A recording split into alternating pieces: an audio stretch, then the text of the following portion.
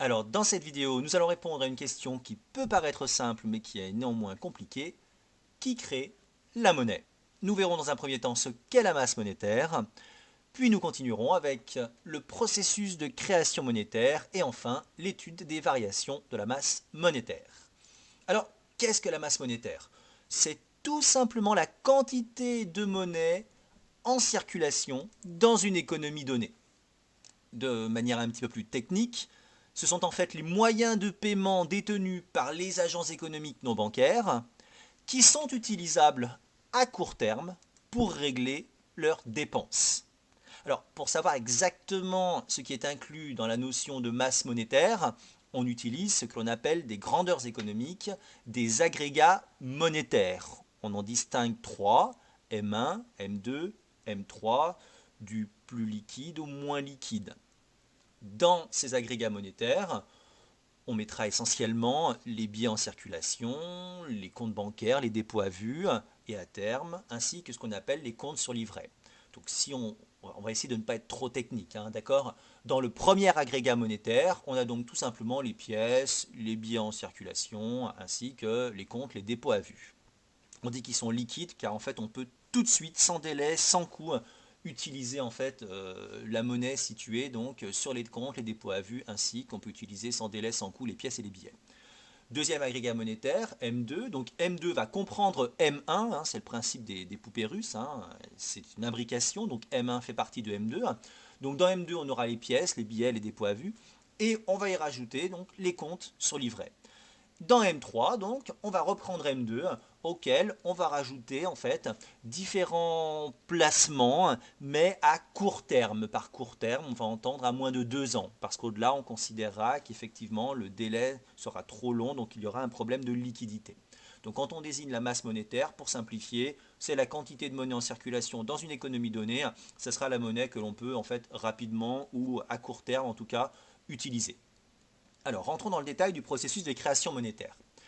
Pour étudier le processus de création monétaire, on va passer par l'intermédiaire du financement externe indirect, autrement dit le crédit bancaire, puisque le crédit bancaire est la source essentielle de la création monétaire.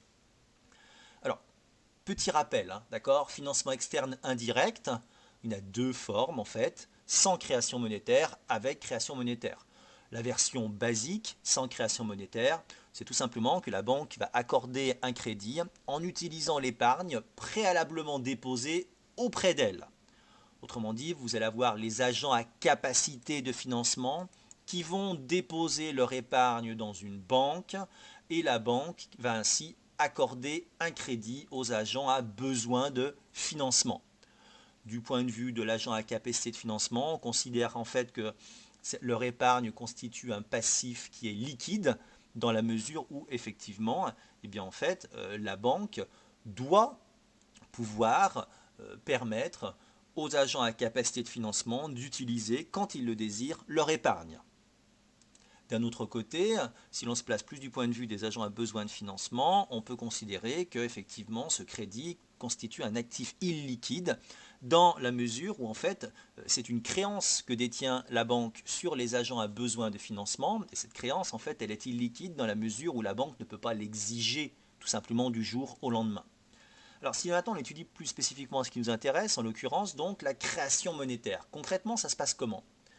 En fait c'est extrêmement simple, la banque va tout simplement accorder un crédit grâce à un simple jeu d'écriture comptable. Autrement dit, elle va créditer le compte de l'agent à besoin de financement du montant du crédit accordé.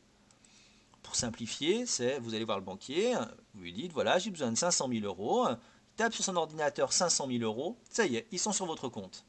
C'est le principe de la création monétaire. Alors, on va un peu rentrer dans les détails parce que là, c'est plus que simplifié pour le moment. Quand on raisonne en termes de création monétaire, il faut vraiment partir du principe que la banque va créer de la monnaie qui n'existait pas auparavant. En termes techniques, on dit que c'est une création ex nihilo en fait, hein, ce qui signifie que ça, on part de rien. Alors, prenons un exemple pour mieux comprendre. Vous avez sous les yeux donc le bilan d'une banque et le bilan de l'un de ses clients. Imaginons que ce client donc soit un agent économique qui ait besoin de monnaie. Il va donc demander un crédit auprès de sa banque.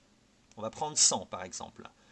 Première étape, la banque accorde ce crédit, avec des intérêts bien évidemment en plus qu'il faudra rembourser. Alors, que se passe-t-il concrètement? En fait, le client aura à son passif une dette à hauteur de 100. Ça veut dire qu'il va devoir rembourser la banque de ce qu'elle lui a prêté. Inversement, la banque détiendra à son actif une créance de 100. Ça veut dire qu'elle va posséder une créance sur son client. Ça veut dire qu'elle aura un droit à se faire rembourser à hauteur de ce qu'elle a prêté, ici de 100. Deuxième étape, la banque va créditer le compte de l'agent économique. Donc c'est pourquoi à l'actif du client, on voit apparaître 100. Ça veut dire que sur son compte, il a 100 dont il va pouvoir disposer librement. A contrario, au niveau du passif de la banque, on aura 100, ce qui signifie que la banque doit mettre à disposition de son client 100. Vous voyez bien dans le cas présent que ce sont en fait les crédits qui font les dépôts, et non pas l'inverse. C'est vrai que dans le langage courant, on aura tendance à dire ce sont les dépôts qui font les crédits. Ça veut dire qu'on dépose de l'argent à la banque et ensuite elle va prêter à quelqu'un d'autre. C'est vrai dans une certaine proportion si l'on est en présence d'un financement externe indirect non monétaire. Mais une grande partie du financement externe indirect se fait d'ordre monétaire, ce qui signifie effectivement que c'est en accordant des crédits aux agents économiques que les banques vont créditer les comptes de leurs clients des montants en fait des crédits contractés, et donc finalement cela va constituer des dépôts. Donc on part des crédits accordés par les banques pour finalement aboutir effectivement à des dépôts sur le compte des clients. Alors, comment évolue la masse monétaire? On va prendre une baignoire, tout simplement, ça sera plus facile pour comprendre ce qui se passe. Alors, dans un premier temps, vous avez un niveau d'eau donné qui correspond à la masse monétaire. Il y a de nouveaux crédits qui vont être contractés par les agents à besoin de financement et qui vont se faire en partie par le biais de la création monétaire. Donc, c'est comme si on ouvrait le robinet, en fait. En accordant ces nouveaux crédits, par le biais donc de la création monétaire, il y aura en fait plus de monnaie en circulation. Comme il y a plus de monnaie en circulation, on voit effectivement que la masse monétaire va augmenter. Mais attention, parallèlement à cela, il va y avoir des crédits qui vont être effectivement remboursés, ce qu'on appelle le remboursement des crédits. Et donc ce remboursement de crédit va, à l'inverse de la création monétaire, tirer vers le bas, justement, la masse monétaire. Autrement dit, il faut voir les remboursements de crédit comme de la destruction monétaire, qui vont faire diminuer la masse monétaire. En fait, la masse monétaire, elle va tout simplement varier en fonction des flux de nouveaux crédits et des remboursements de crédit. Autrement dit, ça sera en fait d'un côté la pression exercée par la création monétaire et d'un autre la pression exercée par la destruction monétaire qui vont en fait faire varier la masse monétaire à la hausse ou à la baisse. La monnaie est avant tout finalement une dette qui repose, alors non pas sur rien, d'accord? Non, la monnaie est avant tout une dette qui repose sur quelque chose qui est fondamental, sans quoi tout le système effectivement ne pourrait pas fonctionner. C'est tout simplement la confiance.